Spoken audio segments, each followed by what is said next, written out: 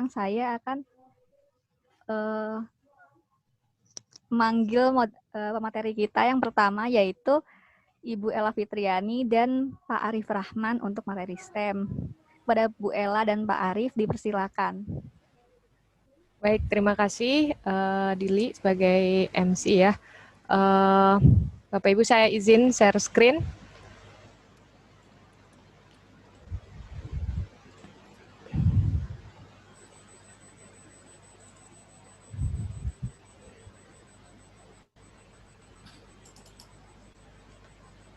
Apa sudah terlihat Bapak Ibu? Sudah, Bu Ella. Sudah ya? Terlihat. Ya, alhamdulillah, terima kasih. Assalamualaikum warahmatullahi wabarakatuh. Terima kasih kepada Bapak Sukandi selaku Kepala Sekolah SMPN 1 Tarumajaya. Yang saya hormati Bapak Ibu guru yang merupakan guru ya di SMPN 1 di Tarumajaya ini, sehingga kita bisa berkumpul ya Bapak Ibu, walaupun menatap layar nih, saya juga ngelihatnya PPT aja nih yang kelihatan di sini. Semoga yang sedikit ini dari kami bisa bermanfaat untuk Bapak Ibu. Jadi kalau tadi Pak Ridwan bilang nanti bisa kita lanjutkan kerjasamanya atau berdasarkan yang Bapak Ibu butuhkan, semoga kami bisa membantu. Jadi yang ingin kami sampaikan pada hari ini adalah literasi sains dan pendekatan STEM. Ini akan menjadi seperti pendahuluan saja Bapak Ibu. Ini tim kami, ada saya, Ella Fitriani, dan ada Pak Arif Rahman, yang nanti juga akan memberikan tentang pembahasan soal.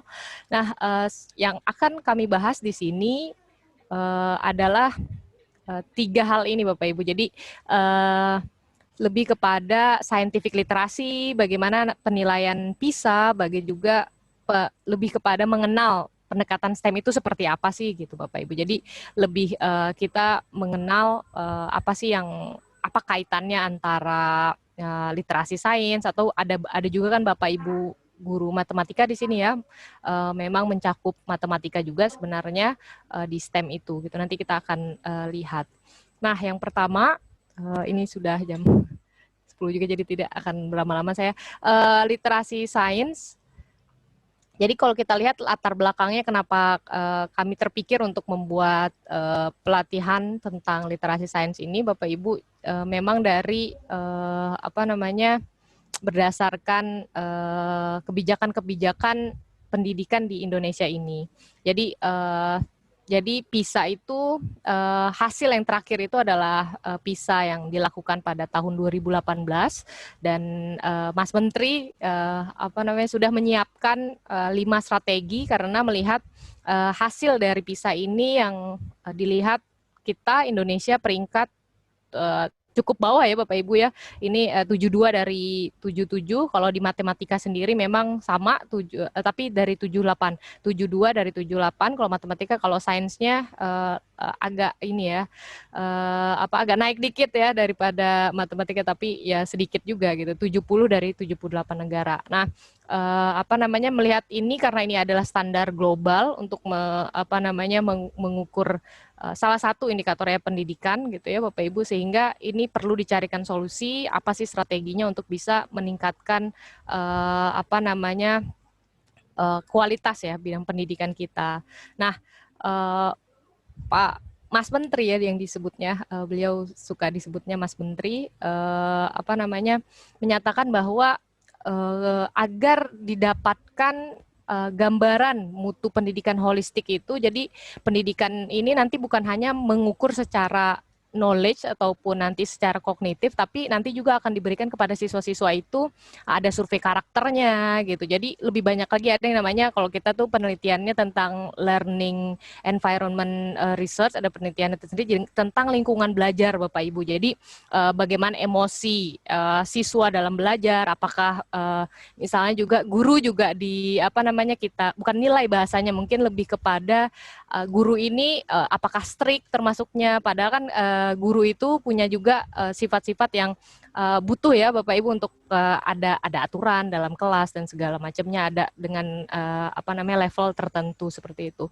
Nah, ada survei lingkungan belajar juga gitu. Jadi ini dulu kan kita masih fokus pada sangat-sangat pada kognitif. Ini coba dimulai untuk banyak hal aspek-aspek non kognitif lain untuk juga mendapatkan gambaran gitu ya yang holistik untuk mutu pendidikan kita gitu. Nah, salah satunya strategi itu, 5 strategi pembelajaran holistik itu adalah yang pertama, transformasi kepemimpinan sekolah gitu. Jadi seperti kita ketahui ya, pemilihan kepala sekolah dan segala macamnya itu dibuat lebih baik kayak gitu ya. Yang kedua, transformasi pendidikan dan pelatihan guru, juga PPG dibuat transformasinya gitu, dibuat lagi. Nah, yang ketiga, mengajar sesuai tingkat kemampuan siswa, dan yang ingin kami ambil fokus di sini adalah standar penilaian global. Nah, standar penilaian global ini yang digunakan, yang kalau dilihat salah satunya adalah PISA. Memang ada TIMSS, tapi memang yang kita lihat di sini memang terutama pada hari ini kita akan bahas PISA, bagaimana PISA itu juga menilai siswa-siswa kita seperti itu. Nah, literasi sains yang saya ambil definisinya ini dari PISA Bapak Ibu. Ini kalau PISA itu ini scientific ya, literasi itu adalah kemampuan untuk bisa engage itu turut ikut gitu ya, turut ikut aktif gitu ya, turut ikut aktif dalam kalau ini lebih kepada science related issues tuh isu-isu science gitu. Jadi konsep-konsep IPA-nya itu yang dipelajari bukan hanya di kelas memang, tapi dia ada isu-isu yang berkembang dan itu dibahas seperti itu. Terus ini yang saya kasih bold adalah sebagai warga negara yang berpikirnya reflektif gitu, sehingga apa yang dia pelajari dia mereflektifkan pembelajarannya itu kepada kehidupannya gitu, sehingga pembelajarannya itu bukan hanya seperti kayak beda dunia gitu, sains sama dengan pembelajaran dengan yang apa yang dia rasakan di dunianya, kehidupannya itu berbeda, itu tidak lagi gitu, sehingga kita diminta untuk mengaitkan antara kehidupan nyata seperti itu. Nah, ada 3 hal di sini dalam literasi sains itu. Yang pertama, siswa itu diminta untuk bisa kita harapkan ya, bisa menjelaskan fenomena-fenomena secara saintifik gitu. Jadi bukan hanya menjelaskan, oh ini dia air itu kalau misalnya panas larutannya lebih cepat larut dan segala macam, tapi secara sains bisa dijelaskan juga seperti itu. Nah, terus mengevaluasi juga scientific inquiry, juga mempertanyakan ini kenapa ya bisa seperti ini. Oh kenapa ya terjadi hujan salju, kok di Bandung bisa terjadi dan segala macam. Jadi ada proses inquiry dan kita mendorong adanya curiosity gitu, terus bertanya gitu. Jadi benar-benar dan mencoba bukan hanya bertanya, tapi dia itu juga mencoba untuk bisa menjawab pertanyaan itu secara science gitu, secara scientific gitu ya. Jadi kita sebagai guru didorong untuk bisa juga mendorong siswa agar bisa berpikir inquiry. Makanya pembelajaran itu didorong untuk bisa pembelajarannya sekarang inquiry based learning ya, Bapak Ibu mungkin udah tahu juga ya. Jadi anak-anak itu diminta untuk mencapai satu pembelajaran, tapi tidak dengan kita benar-benar kayak kalau kita mau makan gitu ya, anak-anak tuh nggak kasih langsung makanannya gitu, tapi kita kasih bahannya gitu ya, kita kasih clue-nya kayak gitu. Jadi tidak langsung kita berikan, oh ini loh makanan kamu tinggal makan, bukan seperti itu kayak gitu. Jadi anak-anak di kalau di konsep inquiry sendiri, kita diminta untuk membuat anak-anak itu dengan pembelajaran kita menjadi berpikir gitu. Loh, kok berpikir? Emang anak-anak tidak berpikir, tapi berpikir secara aktif, berpikir secara kritis gitu. Sehingga anak-anak itu juga bisa menginterpretasi data. Jadi dia terbiasa dengan melihat data, menganalisis data, mengevaluasi data, apalagi hoax gitu. Tidak mudah percaya dengan hoax-hoax, apalagi kalau sekarang kan kondisinya sangat teknologi WhatsApp per detik dan segala macamnya gitu ya. Nah, jika siswa-siswa kita punya literasi sains ini, mereka nggak akan mudah percaya dengan hoax-hoax itu karena mereka biasa mengevaluasi data, mengevaluasi fakta gitu, sehingga sampai pada kesimpulan yang juga saintifik dan ini nggak masuk akal seperti itu, sehingga bisa seperti itu salah satunya. Nah, PISA ini juga untuk yang 2018 ini baru ya, kemarin juga rilis hasilnya Bapak Ibu. Jadi memang kenapa tadi saya sambungkan dari strategi Mas Menteri ini ke PISA, kenapa? Karena memang PISA itu salah satu juga dia yang mengukur secara holistik gitu Bapak Ibu gitu ya. Kenapa? Karena bukan hanya kognitif, karena sampai gitu ya school life gitu ya, kehidupan sekolah, bahkan kehidupan siswa di rumah dan juga kesehatan dan segala macam itu juga disurvei sama PISA ini gitu. Bahkan financial literasinya sekarang ditambah gitu ya, juga diukur gitu oleh PISA ini ya gitu. Jadi kalau kita lihat gitu asesmen PISA ini gitu juga menanyakan kepada siswa gimana sih motivasi mereka dalam pembelajaran gitu ya, bagaimana sih kemauan mereka dalam belajar gitu ya, semangatnya gitu, terus mereka enjoy nggak ya dalam belajar gitu, ataupun mereka senang nggak ya dengan, ataupun mereka ada rasa khawatiran ataupun rasa aduh saya takut nih belajar matematika gitu ya, atau saya ada perasaan yang aduh saya takut nih salah terus ataupun nilai saya jelek di sini dan segala macam ya, banyak ketakutan dan itu. Dan juga ini salah satunya saya juga garis bawahi dan di bold Bapak Ibu, ketakutan mereka akan failure ataupun kegagalan ya Bapak Ibu. Dan kalau kita ketahui kalau misalnya anak kecil ya Bapak Ibu yang punya anak ya tahu ya, kalau misalnya anak-anak itu belajar naik sepeda dan segala macamnya atau belajar ngapain gitu ya, itu kadang jatuh gitu kan. Kita kan nggak pernah bilang ketika anak itu jatuh kita bilang jangan nanti kamu jatuh lagi ataupun apa gitu. Tapi dia namanya belajar ya wajar gitu, jatuh wajar, salah kalah gitu ya. Nah, tapi ketika ada kekhawatiran untuk gagal ini sudah memang jadi rasanya tidak ingin mencoba lagi gitu, dan ini memang agak berbahaya memang untuk menjadi, karena kita mendorong siswa kita untuk bisa menjadi siswa yang lifelong learner gitu. Jadi sepanjang hayat mau belajar dan ketika belajar itu kita kadang bisa gagal, bisa nggak ngerti gitu kan ya, bisa frustasi karena nggak ngerti gitu belajar. Nih ada mahasiswa kami juga yang kimia mungkin ada yang nggak lulus dalam mata kuliah dan segala macamnya gitu, sehingga ini cukup menjadi hal yang penting ya Bapak Ibu, seperti itu. Nah, apa sih sebenarnya PISA itu, saya ingin sedikit masuk gitu ya Bapak Ibu, PISA itu sendiri, karena ini kan SMP ya Bapak Ibu ya, sehingga menurut saya agak relevan gitu ya, sehingga PISA ini memang triennial survei, jadi memang 3 tahun sekali, jadi 2015 terus 2018 kemarin yang terakhir gitu, nanti ada lagi 2021 gitu ya, sehingga ini memang secara global, tadi yang ikut 2018 sekitar 77 ya kalau nggak salah totalnya gitu ya. Memang banyak negara karena dirasa PISA ini bisa nilai-nilai kemampuan literasi siswa gitu ya, literasi matematika dan juga literasi sains siswa ini mempengaruhi pertumbuhan ekonomi sekolah, karena seperti kita ketahui apa sih kaitannya antara pendidikan dengan ekonomi, sangat-sangat berpengaruh, kesehatan aja berpengaruh sama ekonomi sekarang Bapak Ibu ya gitu. Jadi sangat-sangat berpengaruh gitu dengan kualitas kualitas SDM kita seperti itu, sehingga indikator dalam PISA ini juga sangat-sangat penting gitu. Nah, di sini PISA itu katanya mengukur key knowledge gitu ya, pengetahuan kunci dan juga skill-skill ataupun keterampilan yang esensial untuk siswa itu bisa berpartisipasi dalam kehidupan sosialnya dan ekonominya seperti itu. Jadi siswa itu ketika kalau yang Bapak Ibu kuliah pendidikan mungkin masih ingat ya, John Dewey itu teori pembelajarannya salah satunya adalah dia berpikir bagaimana siswa itu agar bisa siap atau gitu ya, agar bisa siap ketika menghadapi kehidupan di luar sekolah gitu.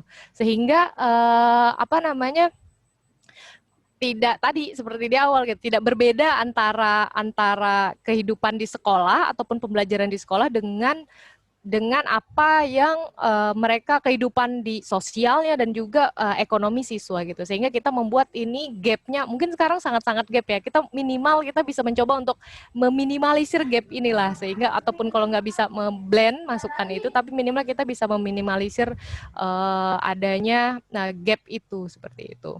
Nah kalau kita lihat di sini PISA itu juga mengukur seberapa baik siswa itu bisa apa namanya sudah belajar dan yang terpenting adalah mengaplikasikan pengetahuan mereka. Nah ini yang perlu saya apa namanya garis besar juga ya, di yang apa namanya di setting ataupun di apa namanya tempat yang tidak familiar gitu, ataupun di kondisi yang tidak familiar, misalnya apa namanya misalnya kayak kan kemarin banyak komentar ya seperti soal UN yang apa namanya salju dan segala macam, Indonesia kan nggak punya salju. Nah padahal siswa kita bisa aja kan dia nanti keluar negeri ataupun dan segala macamnya gitu, sehingga nggak apa-apa itu menjadi knowledge siswa gitu, dan itu menjadi apa namanya pengalaman belajar mereka juga. Oh ternyata kalau di luar negeri itu saljunya dan bagaimana apa sih penggunaan garam dan segala macamnya itu gitu, sehingga kita tidak juga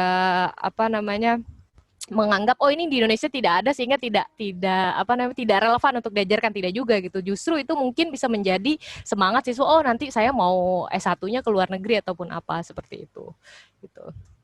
Nah, kalau kita lihat memang tadi yang kata Pak Menteri ini yang apa namanya 2008 ya, ini jadi PISA itu punya apa namanya mempublish gitu ya hasil setiap negara. Jadi dia punya country note disebutnya gitu. Jadi catatan untuk setiap negara gitu ya dari hasil PISA. Ini PISA 2018 saya ambil ya Bapak Ibu. Nah ini kalau kita lihat rata-ratanya gitu ya, rata-rata. Jadi soal-soal PISA itu di skor ya Bapak Ibu ya. Jadi misalnya siswa A, siswa B, siswa C sampai banyak gitu ya siswanya. Nah ini di skor nih, nilainya ini segini misalnya. Jadi paling tinggi itu sekitar 600 Bapak Ibu ya, jarang yang sampai itu, tapi di matematik ada.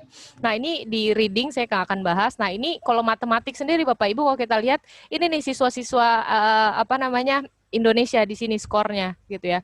Nah, yang apa namanya? Yang rata-rata ini disebutnya dengan negara-negara OECD itu gitu ya, rata-rata di segi sini ya hampir 500. Kita itu apa namanya sekitar berapa ya?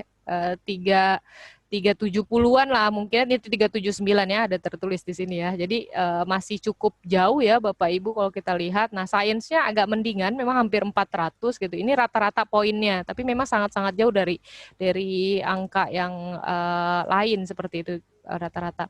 Nah, kalau kita lihat di sini, kalau ini apa namanya grafik memperlihatkan berapa banyak persentase dari siswa Indonesia yang ikut tes PISA ini. Misalnya ini ya, apa namanya yang paling apa ya, yang paling banyak siswanya itu dapat tertinggi lah gitu ya, yang tertinggi. Jadi soal-soal PISA itu ada level-levelnya Bapak Ibu. Nah, yang level tinggi gitu misalnya level 5 atau level 6 berapa? Nih hampir 0 Bapak Ibu, cuman 1%.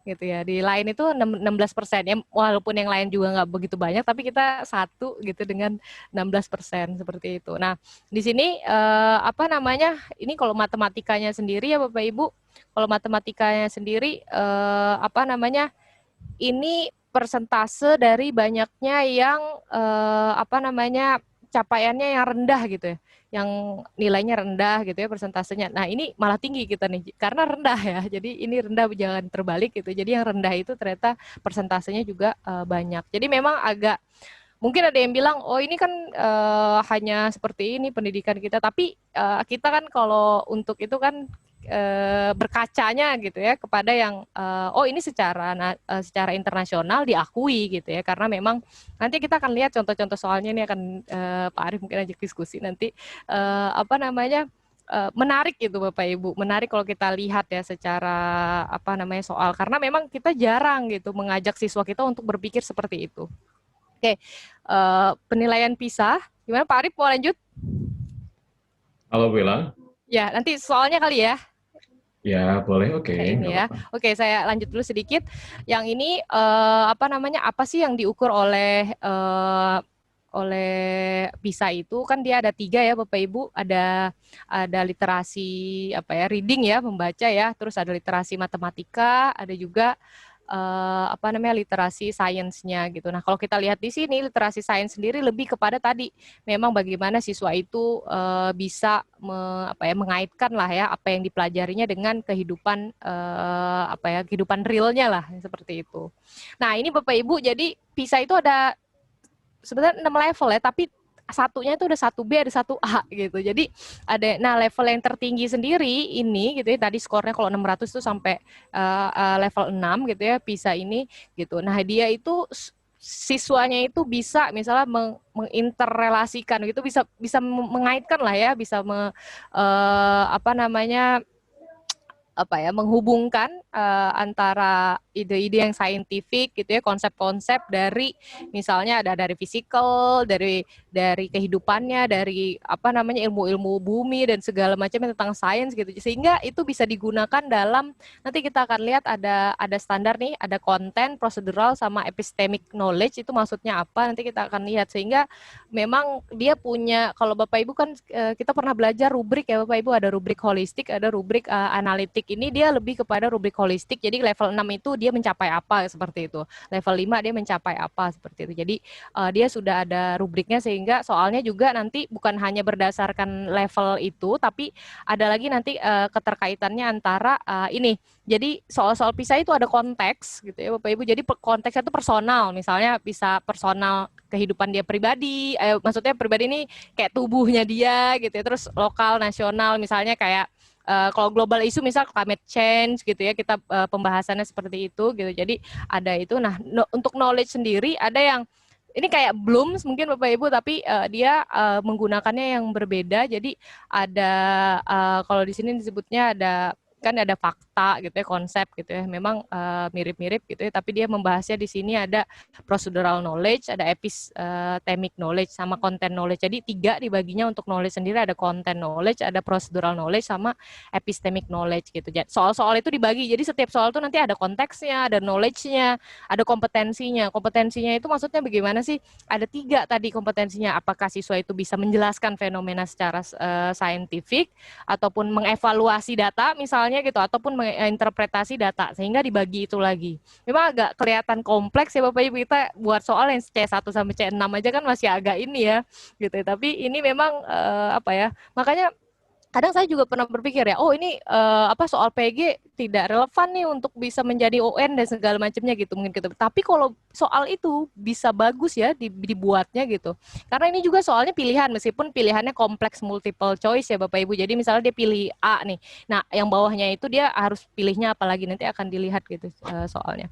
Nah, apa namanya attitude misalnya attitude ini lebih kepada dia suka nggak sih belajar sains atau dia termotivasi atau dia termotivasi nggak mau jadi misalnya nanti saya mau jadi saintis saya mau jadi programmer setelah belajar misalnya belajar IPA sama Bapak Kustandi misalnya gitu ya jadi ada perasaan seperti itu karena kalau saya lihat ya rata-rata mahasiswa saya Bapak Ibu ketika masuk di pendidikan kimia ataupun di kimia gitu ya saya tanya kenapa kamu memilih kimia gitu biasanya rata-rata saya dulu guru saya enak banget ngajarnya Bu gitu. Jadi berarti rata-rata itu bagaimana Bapak Ibu mengajar itu sangat mempengaruhi sekali attitude kita bilang attitude siswa-siswa itu terhadap nanti bagaimana pemilihan karirnya ke depan dan segala macamnya sehingga ini bukan menjadi hal yang ini ya dan ini diukur juga oleh PISA kayak gitu.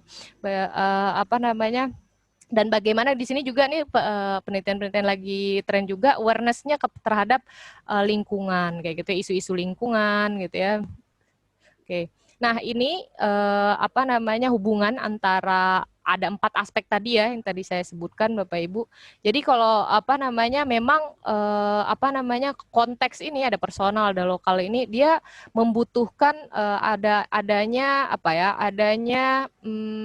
kayak tempat untuk kayak konteks untuk kompetensinya apa sih untuk misalnya nih soal tadi kimia ya misalnya salju tadi. Salju kan nggak ada di Indonesia. Jadi konteksnya memang secara itu udah global seperti itu. Sehingga setiap kasus itu ada konteksnya gitu. Karena kita kadang nggak bisa cuma memberikan satu, kamu jelaskan fenomena ini gitu. Tapi kan kita harus memberikan konteksnya apa dulu. Jadi ada konteksnya. Dan ini dipengaruhi oleh knowledge-nya juga gitu, secara konten, prosedural, dan epistemik ini. Dan juga dipengaruhi bukan hanya itu, tapi ketertarikan siswa terhadap sains gitu ya, dan juga dan ketiga ini seperti itu.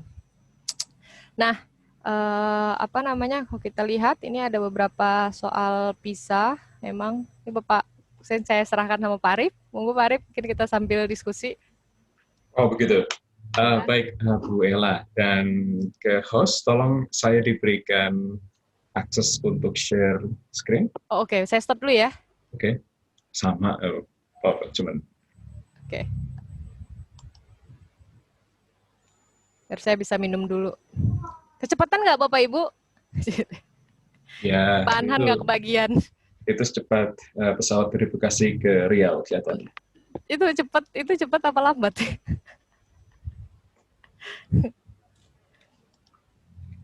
Baik, Assalamualaikum warahmatullahi wabarakatuh. Bapak Ibu sekalian, apakah suara saya terdengar di situ, Bapak Ibu?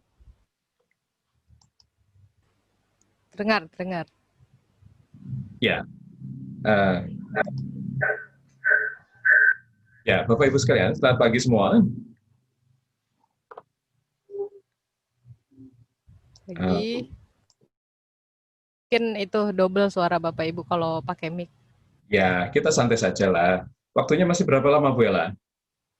Masih 1 jam lagi ya. Masih 1 jam lagi? Nanti ada Pak Anhan ya habis ini, Pak Anhan. Oh, enggak. Waktu untuk kita berdiskusi mengenai STEM, terus kemudian mengenai PISA. Ada sampai berapa jam lama? berapa, Dili? Sampai 10.30, Ibu. 10.30, berarti tinggal 20 menit lagi.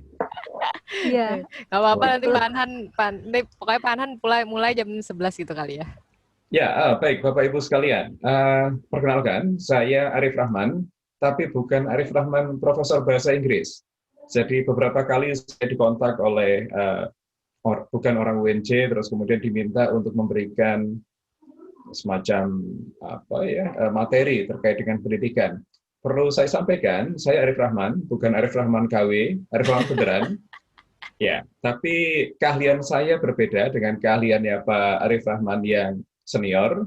Beliau ahli di bidang pendidikan bahasa Inggris, sementara saya ada di pendidikan kimia. Ya, sama-sama Arif Rahman, tapi beda keahlian, dan beda senioritas, dan beda pengalaman. Kalau pengalaman saya masih sangat sedikit, jadi dengan berbekal sedikit itu pun saya memberanikan diri untuk mendiskusikan persoalan ini dengan Bapak Ibu sekalian.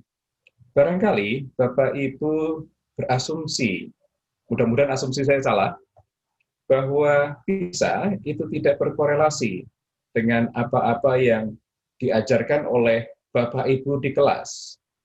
Bisa jadi demikian. Ini suuzon saya, Bapak Ibu. Tapi mudah-mudahan suuzon saya ini salah. Kenapa demikian? Karena saya melihat bahwa banyak sekali Bapak Ibu di sekolah masih keteteran dengan kurikulum 2013, entah apalah itu namanya. Saya hanya ingin membawa bahwa persoalan ini, persoalan PISA, itu bukan persoalan yang enteng, Bapak Ibu sekalian. Karena ini kemudian menjadi standar bagaimana negara-negara lain memandang negara kita. Ratusan triliun setiap tahun digelontorkan untuk pendidikan dengan berbagai macam fasilitas yang diberikan. Kita hanya menang dari beberapa negara di Afrika. Tentu ini menjadi kita bersama. Bapak Ibu sekalian, tentu kita masih ingat, kita akan kembali ke belakang sebelum kita membahas soal semacam ini. Zaman mbah-mbah saya itu tamat sekolah rakyat, kemudian tamat sekolah waktu itu bisa sekolah sampai ke Mulo, itu udah keren sekali. Mulo itu udah standar dengan SMP, dan lulusan sekolah rakyat ketika itu sudah bisa bekerja di mana saja. Bahkan lulusan SMP sudah bisa mengajar lulusan SD untuk sekolah rakyat semacam itu. Baik, Bapak Ibu sekalian, yang akan saya bawa itu adalah bagaimana pendidikan di masa lalu ketika eyang saya diajar oleh guru-guru Belanda. Dan bagaimana sekarang ketika kita sudah menjadi pengajar. Eyang saya ketika mengajari saya, dulu saya sempat diajari oleh eyang saya beberapa hal, saya masih ingat cara dia mengajar. Ya, standar yang diberikan itu standar tinggi. Dan rupa-rupanya saya jadi ingat, begitu masuk kuliah, apa korelasi antara yang saya dengan ketika saya kuliah? Saya ketika kuliah di Jogja, beberapa dosen saya itu senior sekali dan dia dididik zaman Belanda, sekolah SD sampai dengan mulo, terus kemudian S1 di Amerika sampai dengan S3 di Amerika. Dan ketika membuat soal itu bisa dipastikan bikin mahasiswa itu tobat.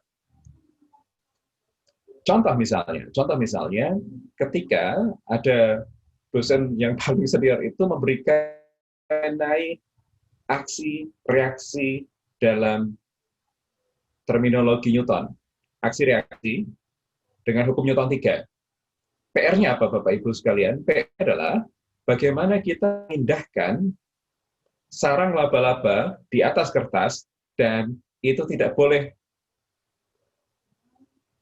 duntung ya, jadi tidak boleh mengeluntung. Jadi dia harus sama persis seperti sarang laba-laba ketika ada di alamnya. Dan kita diminta untuk memberikan analisis. Bagaimana aksi reaksi yang kita lakukan terhadap sarang laba-laba ketika kita akan ke kertas dan kemudian kita analisis. Bagaimana analisis gayanya di situ. Yang kedua, berikutnya soal yang lain misalnya. Bapak Ibu tentu tidak terbayang bagaimana soal ketika dia memberikan perintah misalnya, berikan analisis antara cahaya fajar dengan cahaya fajar yang kemerahan itu, dengan ayam jantan berkokok, itu duluan mana? Itu soal-soal menarik, challenging. Jadi begitu ketemu dengan soal-soal bisa semacam itu, oke, pantas yang diinginkan itu adalah bagaimana proses berpikir.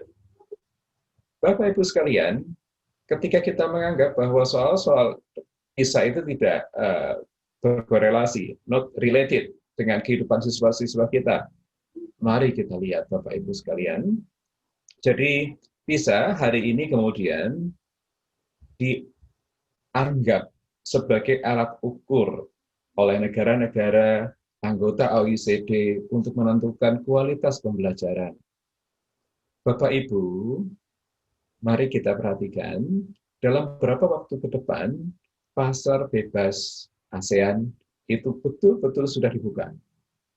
Tentu kita tidak menginginkan bahwa anak-anak kita yang kita didik karena prosesnya bersama dengan kita, mereka bahkan tidak dapat kesempatan untuk bekerja di bidang-bidang yang seharusnya mereka mampu menjadi tuan di tanahnya sendiri. Mengapa demikian?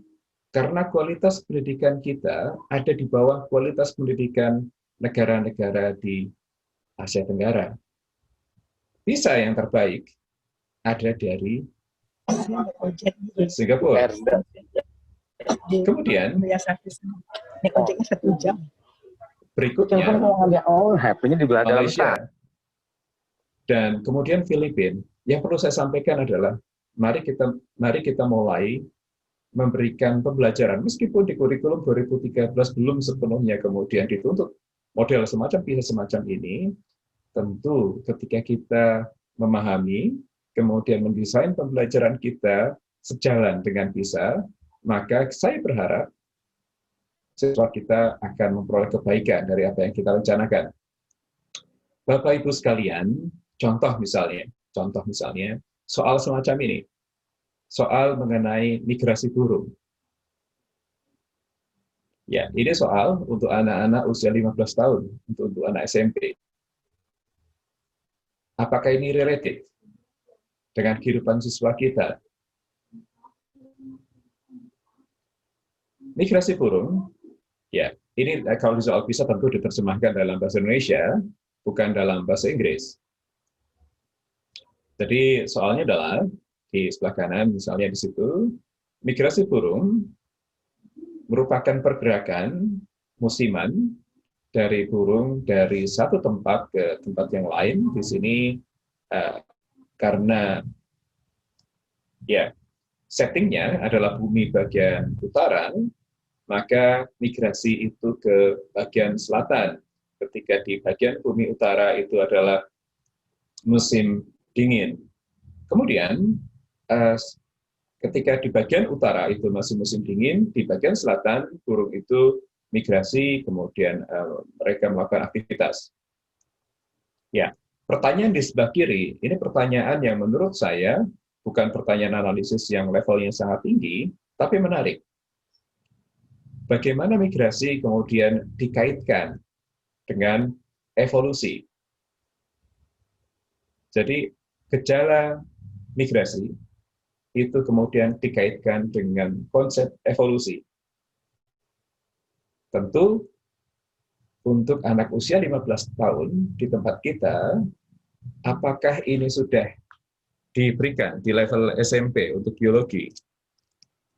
Bapak Ibu, ada yang bisa memberikan sharing mengenai keterkaitan antara migrasi, ya di sini, migrasi burung,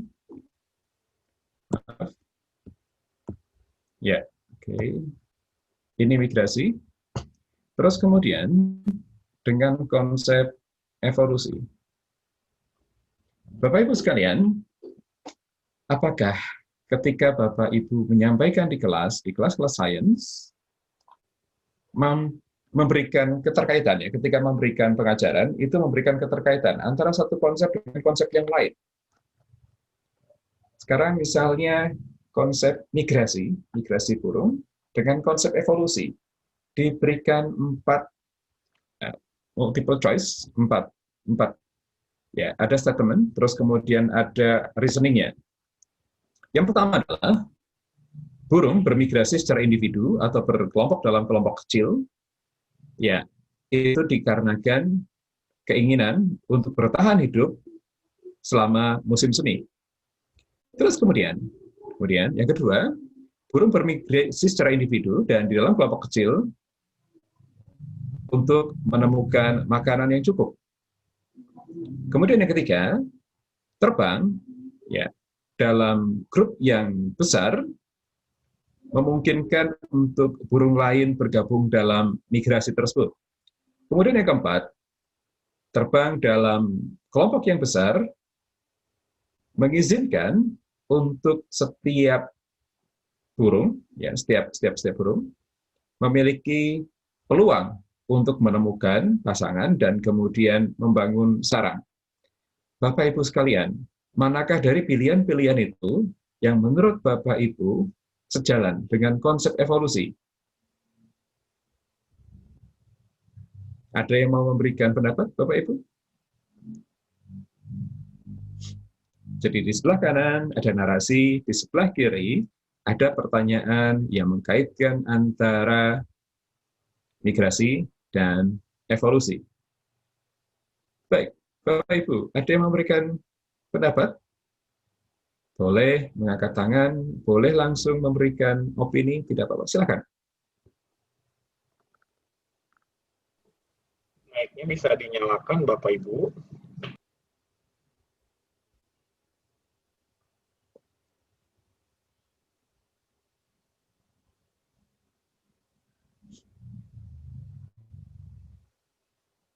Baik, kalau tidak ada komentar, mari kita lihat apa itu konsep evolusi.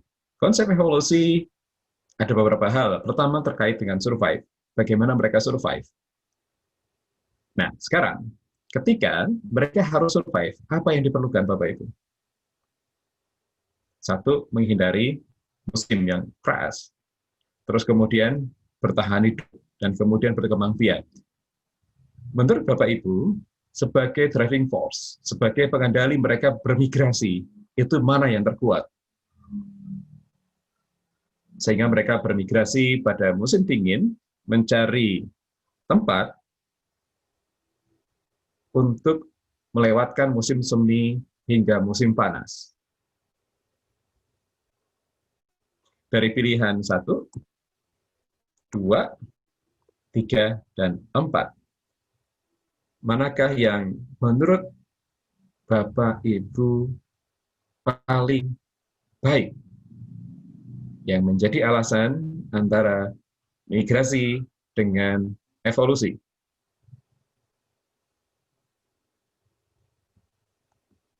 Ya, baik Bapak Ibu, benar.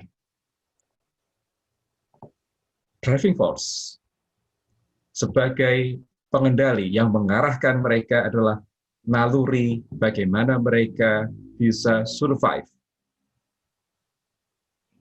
Persoalan berkembang biak tadi, persoalan bergabung dengan kelompoknya, persoalan menemukan makanan, itu driving force yang lebih kecil dibanding dengan driving force mereka harus survive, mereka harus bertahan hidup. Jadi kalau sekiranya tadi Bapak Ibu jawab A, poin yang pertama, ya, itu yang paling benar. Karena driving force yang paling utama untuk hewan-hewan itu adalah bagaimana mereka bertahan hidup.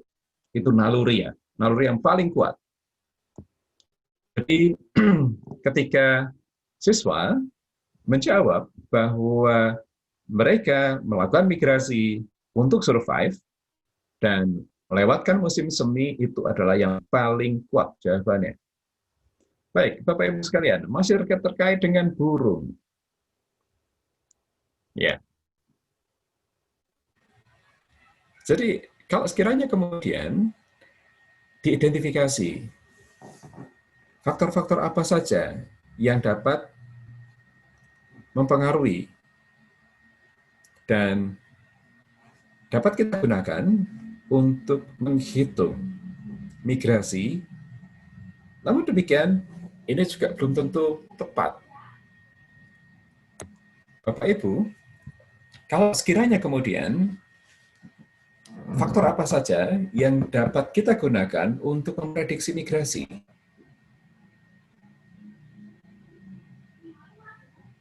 Dan faktor apa yang berpengaruh terhadap caranya, cara untuk menghitung migrasi burung itu? Bapak Ibu, tentu ini perlu pemahaman mengenai bagaimana kita menghitung dalam kelompok kecil dan dalam kelompok besar, serta faktor yang menyebabkan error. Bagaimana cara tersebut dipandang akurat ataupun kurang akurat. Tentu ini sudah bergabung dengan pemahaman matematika. Baik, Bapak Ibu sekalian, ya, apakah apa yang saya sampaikan dapat dipahami? Tentu ini hanya sekedar pancingan. Dalam waktu 20 menit, dalam waktu 15 menit tentu tidak mampu kita untuk mendiskusikan semua hal mengenai PISA. Ya, karena PISA juga itu ada 4 hal terkait dengan literasi literasi sains, kemudian literasi matematik, literasi ekonomi, dan literasi bahasa. Ada 4 hal yang ini baru sedikit sekali mengenai literasi sains. Ada nanti literasi matematik, ada literasi ekonomi, terus kemudian matematik, ekonomi, bahasa, ya, terus kemudian sains. Ada 4 hal. Jadi ini baru dari literasi sains, belum masuk ke literasi matematik, belum masuk ke literasi ekonomi maupun literasi bahasa. Ya, Bapak Ibu sekalian, ini yang disiapkan oleh Bu Ella, ini Bu Ella rajin sekali menyiapkan semuanya. Saya juga tidak tahu kenapa Bu Ella tertarik dengan migrasi burung. Ini baru bahas burung, saya udah pusing juga nih ternyata ya. Bahas burung berpindah aja tuh dia sampai segitunya ya konsepnya ya. Ya, jadi memang burung itu makhluk yang luar biasa. Burung. Ya, itu ini burung itu memang makhluk yang luar biasa. Dan menariknya misalnya dulu ada penguasa yang tidak suka burung. Iya. Ya, suatu saat mungkin Bapak Ibu pernah membaca cerita itu bukan hanya cerita karangan, itu cerita betul yang terjadi.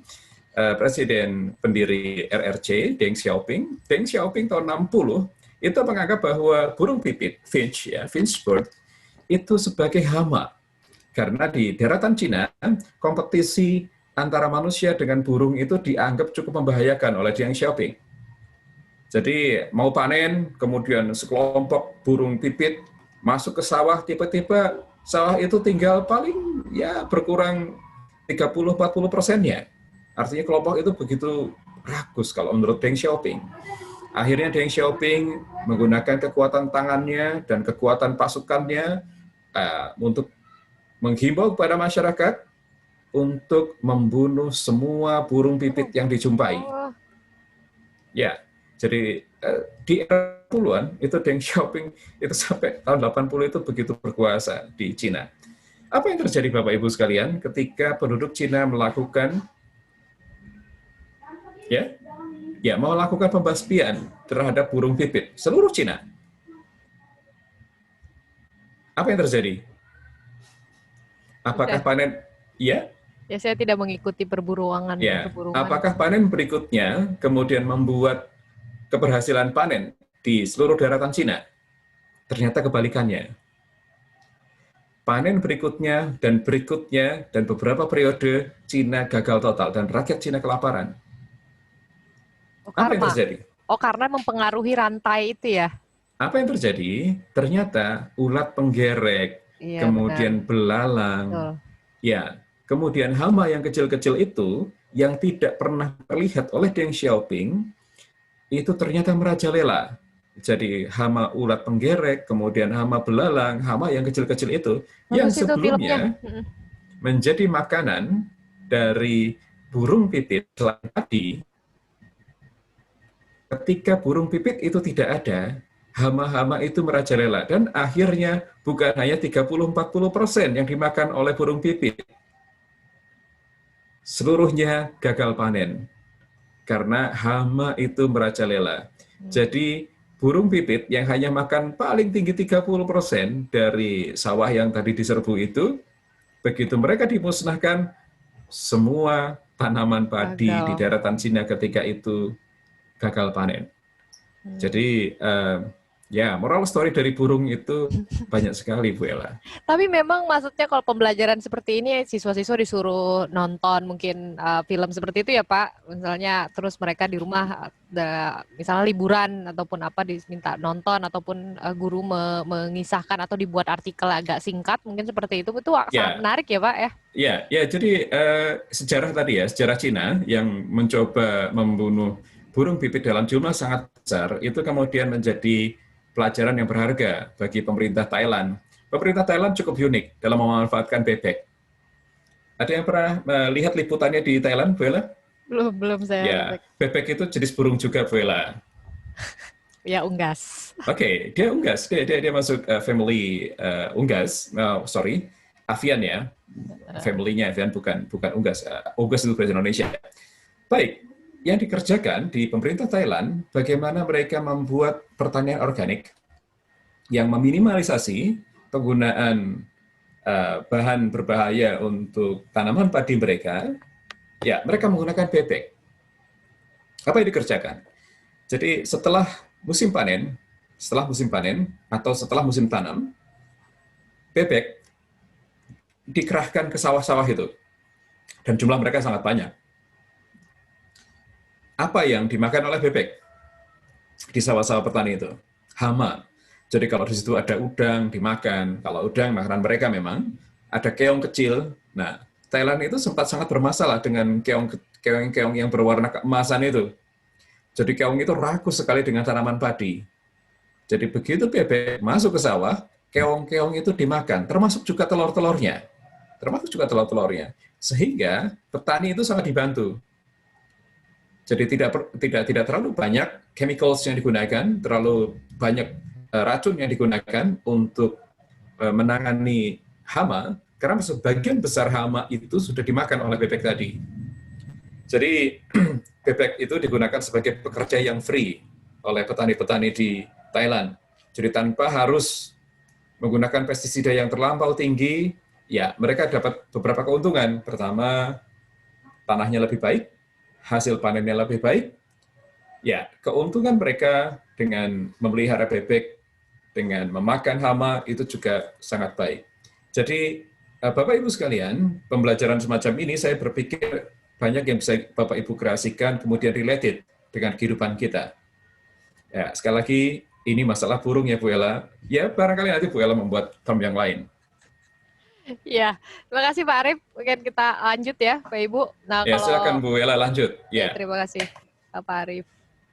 Saya share screen ulang. Sama juga slide-nya sebenarnya.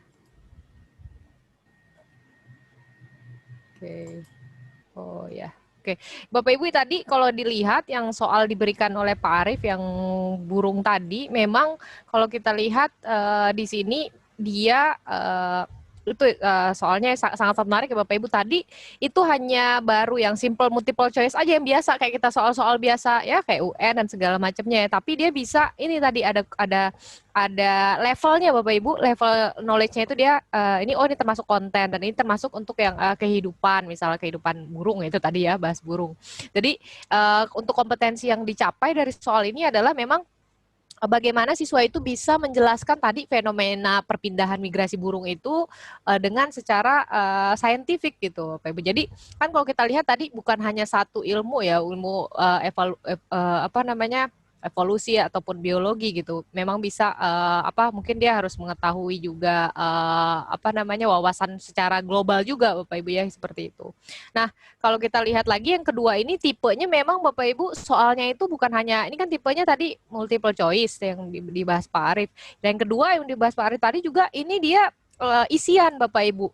Memang tes PISA itu dia secara ini dia komputer based sehingga dia bisa memungkinkan untuk dilakukan seperti ini. Jadi ini anak-anak mengetik gitu dan ini prosedural tipenya. Kenapa? Karena siswa harus membuat faktor-faktornya itu dia menjelaskan tahapan-tahapan gitu juga faktornya itu. Nah, ini levelnya lebih tinggi. Level tertinggi tadi kan adalah 6 ya Bapak Ibu ya, memang secara ini. Nah, ini adalah isu-isu lingkungan juga seperti itu dan kalau ini lebih kepada kompetensinya kalau tadi menjelaskan secara saintifik ini mengevaluasi dan juga bagaimana menjelaskan itu secara ini prosedural tadi kayak gitu siswanya mau seperti apa dan memang rilis soal-soal ini Bapak Ibu tidak mesti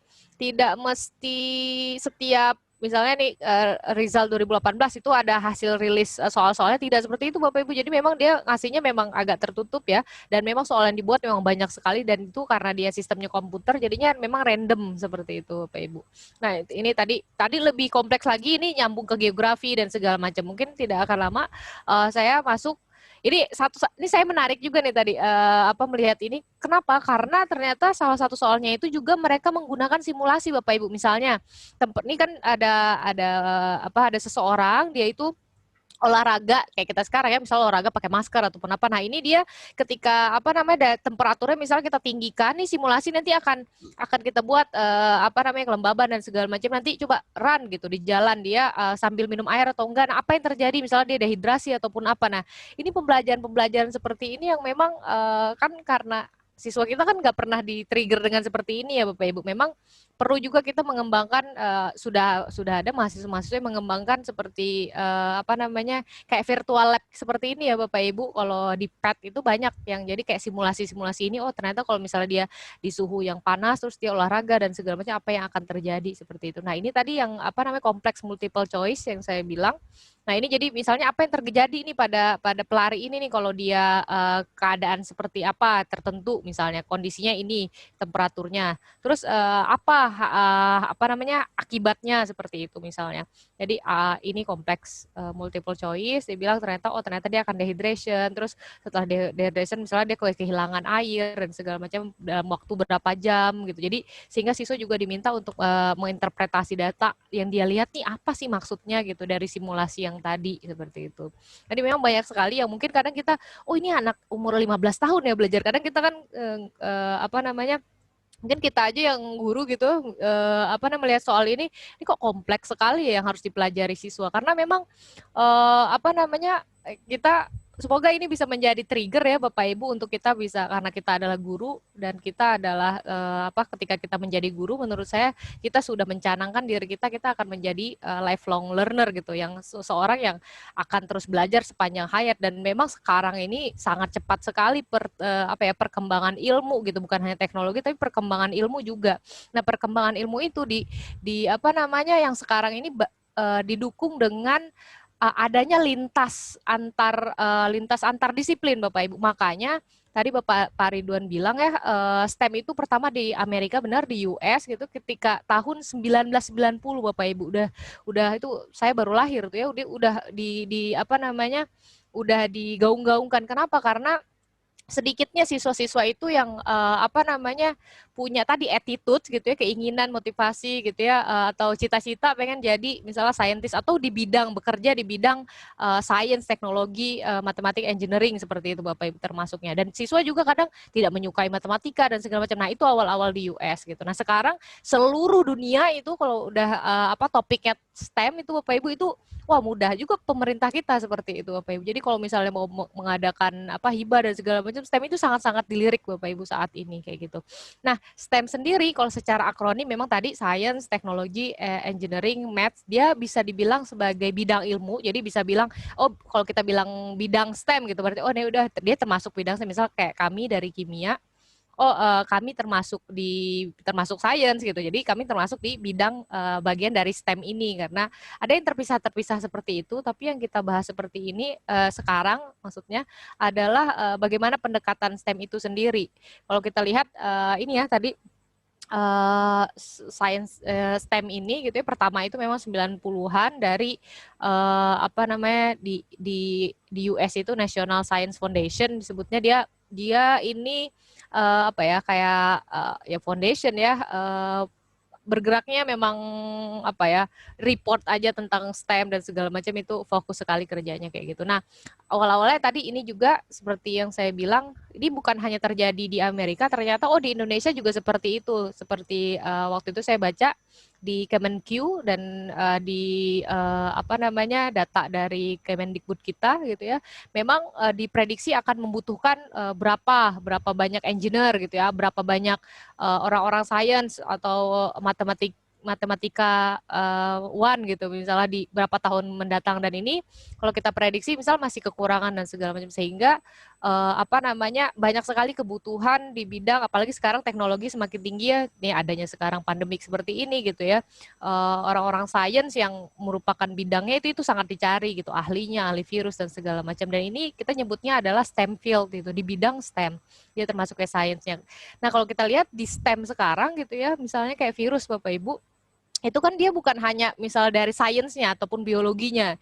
Makanya di biologi sendiri ada, kalau kita ada biokimia di biokim gitu. Jadi apa namanya sekarang itu sudah bukan hanya kita itu tidak bisa menyelesaikan suatu masalah gitu ya dengan hanya satu apa ya satu rumpun ilmu ataupun satu bidang ilmu lah seperti itu. Sehingga makanya kenapa STEM ini menjadi sangat-sangat penting saat ini gitu, karena misalnya kayak sekarang ya apa orang mau tes swab ya Bapak Ibu ya, kan kita ada namanya sekarang Bapak Ibu mungkin tahu ya, jadinya ada rapid test, ada PCR. Nah, itu kan awal-awalnya hanya dikenal oleh orang-orang biokim Bapak Ibu gitu ya, karena itu nah PCR sendiri kan adalah teknologi yang digunakan seperti itu dengan konsep-konsep sains, sehingga ya tidak bukan hanya dari sainsnya aja tapi butuh teknologi untuk bisa itu menjalankannya gitu. Nah, perlu ada desainnya, ada di engineeringnya gitu, terus ada perhitungannya, matematikanya, sehingga memang apa namanya ketika nanti seseorang itu bekerja, dia itu sudah melibatkan bukan hanya lagi satu bidang ilmu, tapi bidang yang lainnya. Misal kayak sekarang kita ngajar ya, kita udah butuh sekali teknologi, apalagi saat pandemi seperti ini Bapak Ibu, sehingga yang terlibat itu bukan hanya satu bidang gitu. Nah, pembelajaran kita di kelas memang apa namanya belum terbiasa ya Bapak Ibu, belum terbiasa. Ini bukan hanya di Indonesia Bapak Ibu, memang di luar juga apa ya merupakan tantangan untuk bisa mengintegrasikan STEM itu sendiri seperti itu. Apa namanya?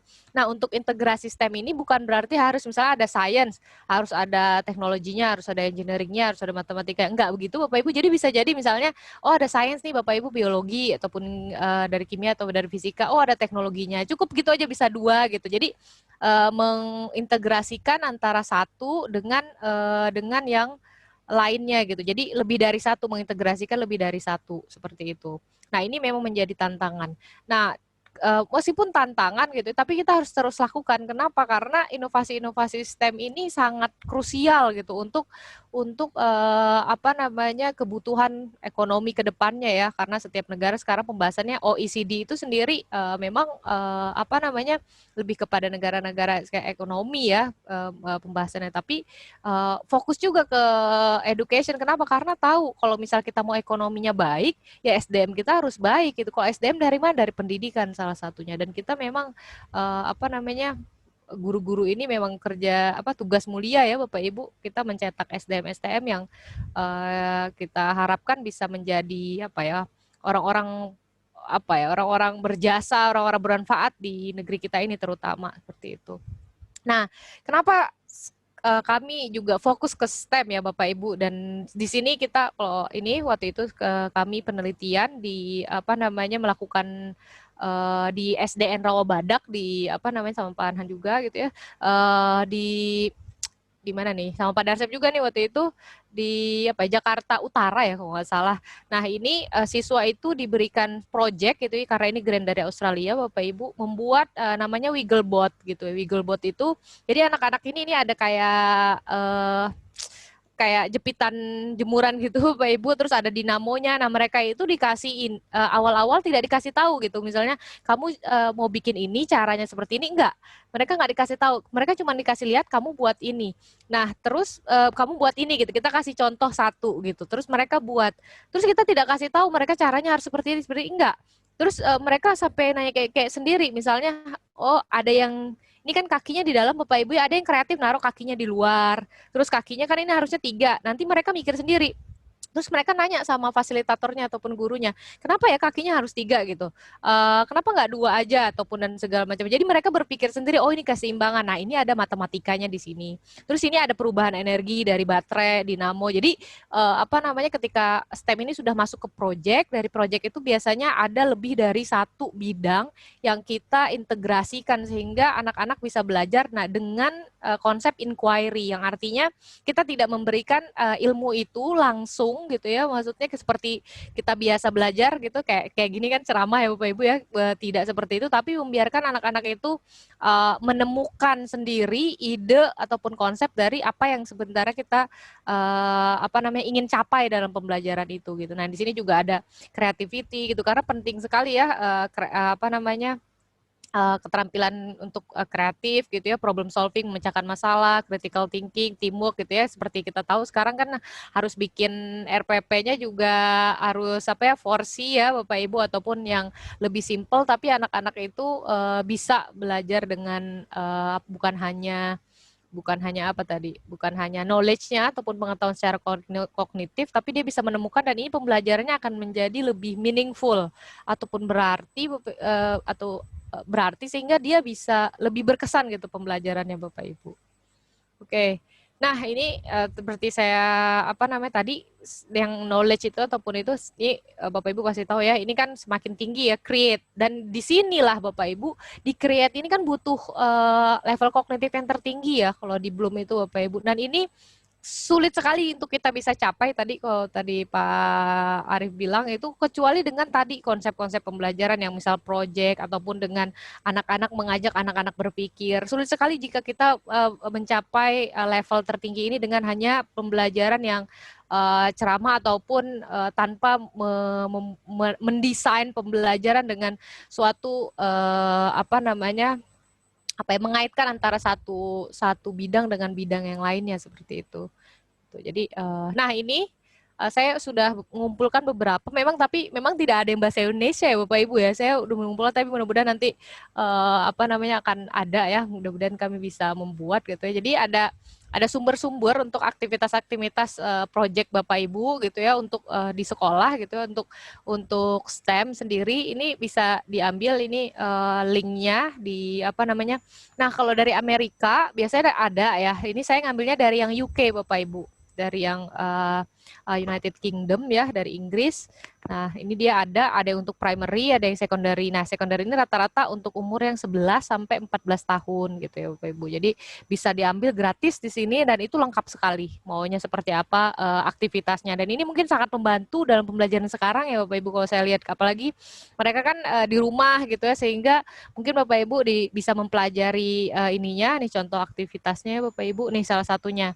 Jadi is there witchcraft and wizardry, ini membahas Inggris. Jadi emang ada ya apa namanya nenek sihir ataupun sihir di dunia ini gitu. Jadi apa namanya memang apa namanya tema-temanya tuh seperti ini gitu. Jadi kalau kita lihat ini sudah saya buat. Jadi siswa itu kan umur-umur SMP itu kan dia mungkin nontonannya, kalau saya dulu ya Harry Potter gitu-gitu Bapak Ibu ya, apa namanya melihat ada sihir dan segala macamnya. Nah ini kalau Bapak Ibu bisa nih, saya akan coba buka. Ya, semoga terlihat ya Dili ya. Nah ini ada panduannya Bapak Ibu, dan ini bayangkan ya, ini panduannya hanya untuk satu ini ya, tema ini ya, misalnya ada kan sihir itu beneran ada atau tidak dan segala macamnya. Ini udah disiapkan untuk ini ada linknya, ada biologi, ada kimia, ada fisika. Nah ini apa namanya yang termasuk di sini. Jadi bukan hanya biologi tapi dicampur gitu ya. Jadi ini ada kira-kira aktivitasnya bisa 20 menit sampai 60 menit, dan ini total semua aktivitas ini ada 6 jam Bapak Ibu. Jadi kalau kita lihat di sini ini aktivitasnya buat tema ini aja ada berapa banyak? Ada 9 idenya. Dan ini lengkap sekali Bapak Ibu kalau kita lihat ya. Jadi misalnya di sini di SMP kan, kalau di kampus kan kita biasa ya. Di sini kita lihat misalnya pertama nih potion atau misalnya kan sihir ataupun sulap-sulap lah, mungkin bisa dibilang gitu ya Bapak Ibu. Ini bisa mudah dengan menggunakan misal kita dengan NaOH, mungkin yang kalau di kampus dengan HCl, terus dengan menggunakan PP Bapak Ibu, awal-awal mungkin kita bisa buat seperti itu gitu. Nah ini sulap ini tidak berwarna gitu ya, ketika dimasukkan PP jadi berwarna seperti itu, semuanya kan tidak berwarna. Jadi mungkin membuat buat anak-anak mungkin wah itu magic gitu kan, yang sebelumnya nggak ada nggak ada warnanya seperti itu. Nah, untuk selanjutnya ada banyak sekali ya Bapak Ibu nih, misalnya kalau di sini bagaimana mereka, ini temanya, jadi ini per tema, terus nanti ada aktivitasnya banyak gitu, kayaknya rata-rata 10 aktivitasnya, dan itu bisa 60, untuk 6 jam sendiri ya Bapak Ibu untuk aktivitas itu aja. Nih kita bisa pilih, jadi salah satunya misalnya membuat darah-darahan gitu untuk TV, kayak gitu ya, bagaimana membuatnya bisa lebih menarik, dan ini ada bukan hanya anak-anak cuman main-main role play ataupun apa, tapi ada konsep-konsep materi yang dipelajari di sini Bapak Ibu. Nah ini yang terakhir tentang bagaimana STEM itu di masa depan gitu ya. Bagaimana STEM itu di masa depan. Kalau kita lihat di sini tujuannya, jadi memang setiap modul itu dia punya tujuan ya, dan ini salah satunya dia bisa di sini mengaitkan juga gitu ya potensi siswa itu yang ada pada dirinya untuk bisa melihat, oh kayaknya saya untuk di masa depan nih cocok nih buat jadi ini gitu, ataupun jadi ini, sehingga mereka tuh nyambung gitu Bapak Ibu dengan ini. Kalau saya buka salah satunya Bapak Ibu ya, misalnya di sini pembahasannya itu seru ya. Kalau kita lihat di sini ada misalnya STEM hero gitu ya, misal kayak apa sih yang membuat teknologi apa sih, misalnya tadi saya berbicara sama Pak Anhan tuh ngomong Marvel gitu ya, kartun-kartun hero gitu ya, terus mereka tangannya bisa terbang ataupun apa. Nah itu kita dengan konteks seperti itu mungkin bisa lebih menarik lagi pembelajaran, dan memang harus masuk ke dunia mereka Bapak Ibu.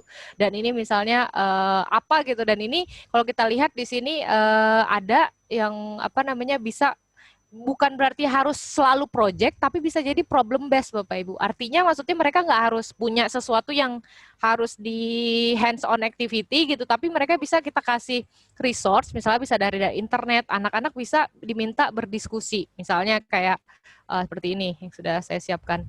Misalnya ya, ini anak SMP, ini karena ini untuk sekitar umur 14 tahun itu, dan sebenarnya anak kita bisa Bapak Ibu, kadang kita tidak memberikan mereka ini aja ya, maksudnya kurang memfasilitasi aja kalau menurut saya, karena kita belum mencoba, ini anak-anak ini belum gini aja nggak bisa gitu, tapi ternyata kalau kita coba, ternyata anak-anak itu bisa. Misalnya ini salah satu video yang ini suaranya mungkin tidak terdengar ya Bapak Ibu, nggak apa-apa, ini aja. Jadi ini intinya adalah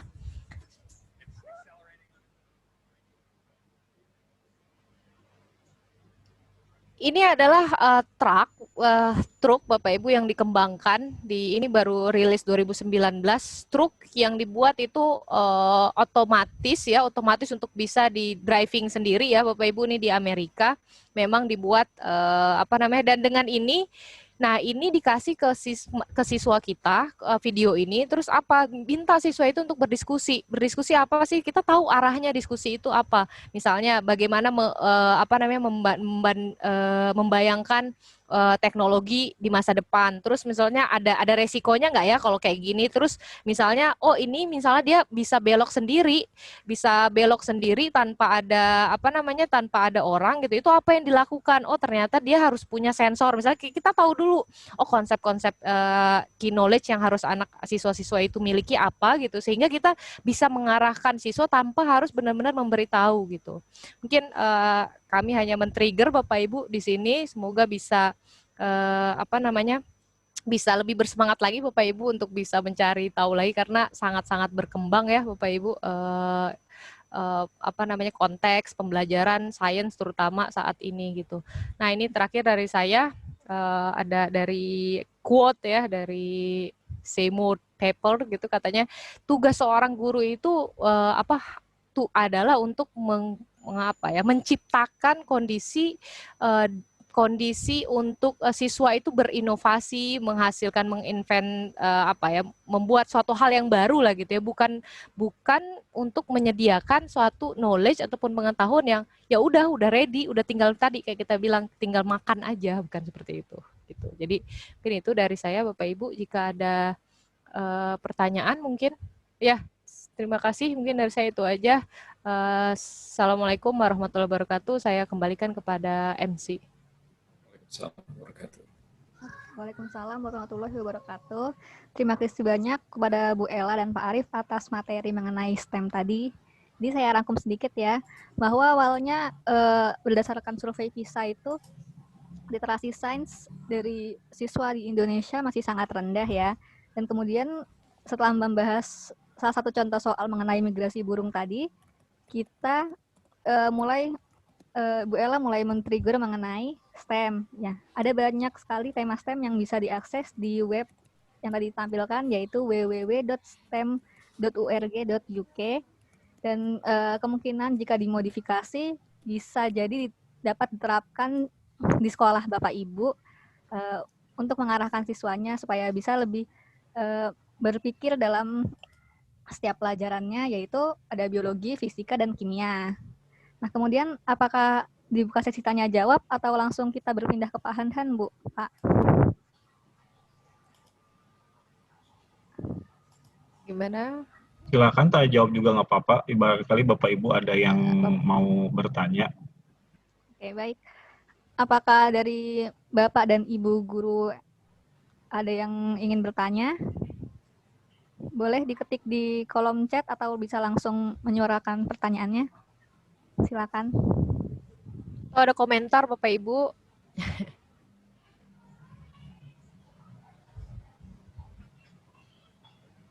Oh, ada yang bertanya, Dili. Ya, silakan. Ya, Mbak, terima kasih. Dari Bapak paling begini. Iya, Pak. Itu kan catatannya itu hampir semuanya bahasa Inggris. Nah, kami bagaimana bisa membacanya kalau semuanya seperti itu? Karena bagaimanapun tidak semuanya paham tentang bahasa Inggris. Karena semuanya juga hampir, walaupun matematik IPA, tapi bahasa Inggrisnya mungkin kurang pemahami dalam hal ini. Iya, mohon maaf Pak. Ya. Kalau ada, boleh kami share dengan bahasa Indonesianya. Terima kasih, Pak. Ya, nanti aktivitasnya ya bahasa Indonesia ya, Pak. Nuhun, Pak. Mohon maaf. Baik, terima kasih, Pak. Berikutnya, apakah ada Bapak Ibu guru lagi yang ingin memberikan komentarnya atau pertanyaan lain? Oke, terima kasih nih Mbak Ella. Jadi, terima kasih, Pak. Walaupun ya kenalkan, nama saya Pak Agus yang alumni 86 tadi nih. Iya, walaupun Pak. Katakan tadi penjelasan secara global ya, tidak langsung ke materi. Istilah saya kan ngajar matematik nih. Tapi minimal saya ada gambaran ini. Ya, ternyata matematika itu saat pengajaran tidak berdiri sendiri. Gitu. Kalau saya perhatikan dari materi yang diberikan tadi, Mbak Ella. Jadi benar-benar. ternyata bisa melibatkan fisika, gitu di situ ya bisa melibatkan benar Pak. kimia untuk soal-soal tertentu gitu. Sehingga dalam membuat soal ujung-ujungnya ya sedapat mungkin kita kaitkan dengan ilmu yang lain, sains yang lain itu yang ditangkap sementara gitu. Oke, makasih Mbak Ella. Ya. Oke. Makasih Pak Agus. Baik, terima kasih pada Pak Agus atas komentarnya. Kemudian apakah ada lagi Bapak dan Ibu yang ingin berpendapat atau berkomentar? Okay.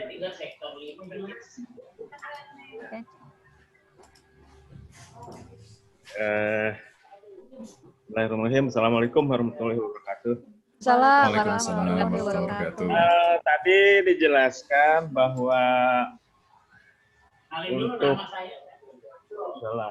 Oh iya, Bapak siapa? Saya Dede Toto, Pak Agus. ngajar IPA. Pak siapa Pak? Punten. Dede Toto, ngajar IPA. Pak Dede Toto. Pak Dede. Iya. Tadi kan dijelaskan bahwa bagaimana supaya kita bisa memberikan motivasi sama siswa itu supaya anak-anak itu tidak ada rasa takut untuk belajar gitu. Nah, ini dari PISA ini memang bagus sih apa yang disampaikan, terus contohnya juga bagus, apalagi untuk masyarakat atau orang Indonesia itu bagaimana cara bertahan hidup. Ya, tadi dari contoh burung.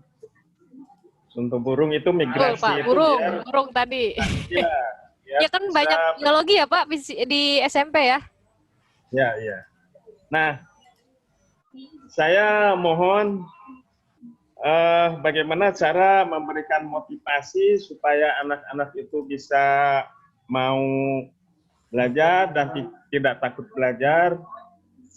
Sementara apa yang kita jelaskan ke anak-anak atau materi yang kita jelaskan ke anak-anak itu tidak real dengan kehidupan mereka sehari-hari.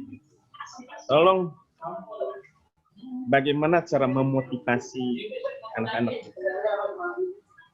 Ya, terima kasih Pak. Dipisah ini. Makasih. Assalamualaikum Waalaikumsalam warahmatullahi wabarakatuh. Pak Dede Toto ya? Ya, langsung dijawab aja mungkin Pak Dede ya. Terima kasih pertanyaannya Pak Gus, juga komentarnya Pak Kus gitu ya. Nanti masukan buat kami pribadi gitu ya. Mohon maaf, semoga bisa dipahami sedikit nanti kalau ada yang Indonesia, insya Allah nanti akan kami share gitu ya. Untuk memotivasi siswa-siswa sendiri memang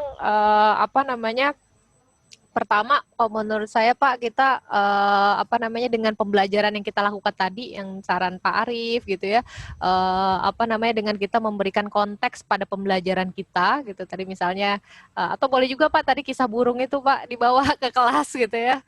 Kisah burung itu sehingga anak-anak juga mengetahui oh ini konsepnya berarti ternyata ada ya konsep evolusi, revolusi misalnya ataupun rantai makanan itu dalam film misalnya ataupun dalam cerita nyata ini terjadi loh gitu. Kadang anak-anak tuh berpikir oh ini tidak terjadi nih ataupun apa bagaimana. Jadi kadang kita memang kurang membawa konteks pembelajaran itu dalam pembelajaran gitu.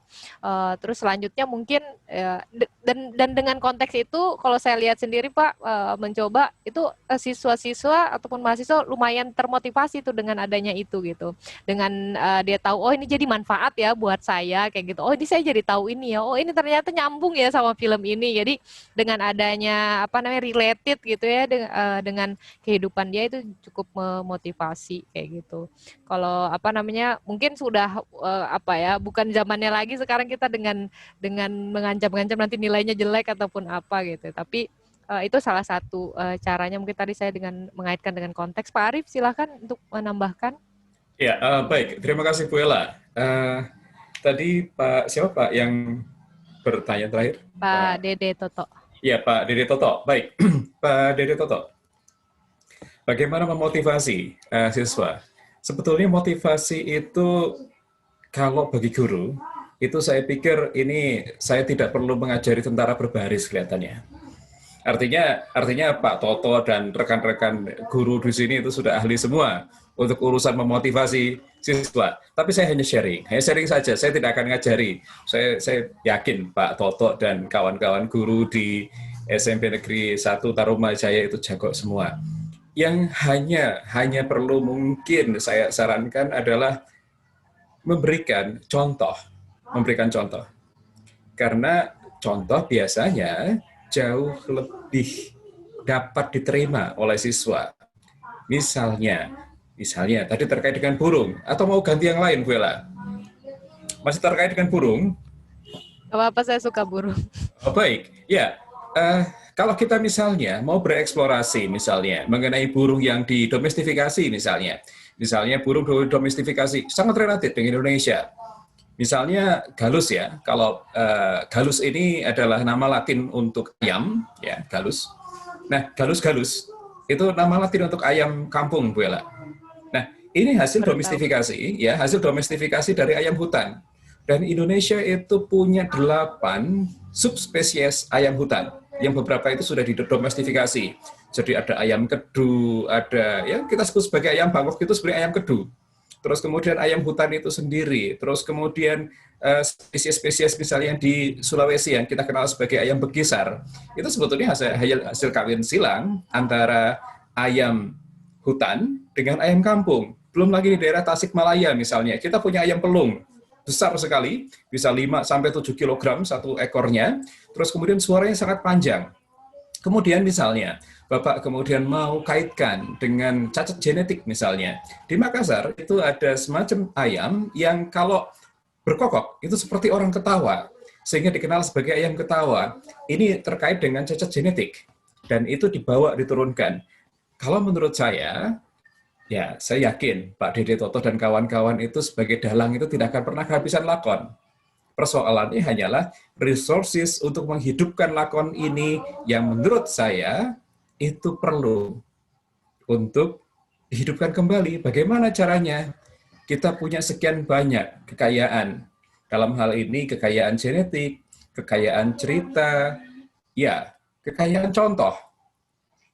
Anak-anak Jakarta saya pikir tidak susah kok untuk melihat contoh-contoh burung misalnya. Kita punya taman mini, di taman mini ada sekitar 100-an spesies, dan itu menarik sekali. Jadi ketika misalnya kita hidupkan STEM, Science, Technology, Engineering, Mathematics, mengapa kemudian Amerika ke arah STEM sekarang? Sejak zamannya Obama. Karena mereka yakin bahwa masa depan mereka ada di STEM. STEM lah yang menghidupkan ekonomi mereka. Jadi Science, Technology, Engineering, Mathematics itu sebagai dapurnya Amerika. Mereka mendominasi satu global ya, satu bulatan bumi. Mereka menjadi negara sangat dominan, bukan persoalan banyaknya jumlah penduduk. Bukan persoalan seberapa banyak warga mereka, tetapi kemampuan mereka di bidang ekonomi, di bidang mathematics, di bidang engineering dan science yang menjadikan mereka sebagai penguasa dunia. Dan menjadi persoalan serius ketika Obama menyadari bahwa warga Amerika itu lebih suka mempelajari ilmu hukum dibanding dengan ilmu engineering, karena paling cepat menghasilkan uang, itu gejala di Amerika. Sehingga bagaimana Obama menggerakkan guru-guru di sana, yuk kita kembali ke science, teknologi, engineering, dan mathematics untuk menghidupkan ekonomi Amerika kembali. Karena begitu engineering, mathematics, untuk produksinya lari ke Cina, ini menjadi persoalan serius. Karena hari ini Cina bisa tumbuh menjadi raksasa baru ekonomi dunia karena engineering, mathematics, dan science. Pertanyaannya, kapan Indonesia akan menjadi raksasa dunia? Jelas. Kita mengikuti yang sudah proven. Yang proven siapa? Amerika sudah proven menghidupkan ekonomi dengan STEM.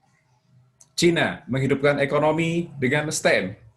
Indonesia, Pak, saya yakin kita itu negara yang diberikan barokah. Persoalannya adalah bagaimana utilize barokah itu menjadi betul-betul barokah. Tentu ketika Bapak mengajarkan mathematics, Bapak mengajarkan science, Bapak mengajarkan teknologi, yang ujungnya adalah science, teknologi, mathematics untuk menghidupkan ekonomi kita.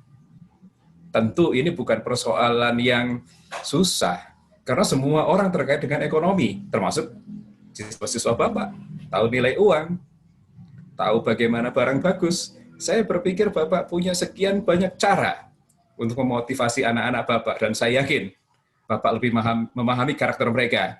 Tinggal, yuk resources kita, kekayaan alam kita, kekayaan contoh kita sajikan ke mereka. Kita punya ini, apa yang bisa kita kerjakan. Saya pikir itu Bu Ella. Ya, terima kasih Pak Arif. Betul. Silakan kami kembalikan kepada MC ya, Mbak Dili, silakan. Baik, terima kasih kepada Bu Ella dan Pak Arif atas jawaban dan motivasinya tadi.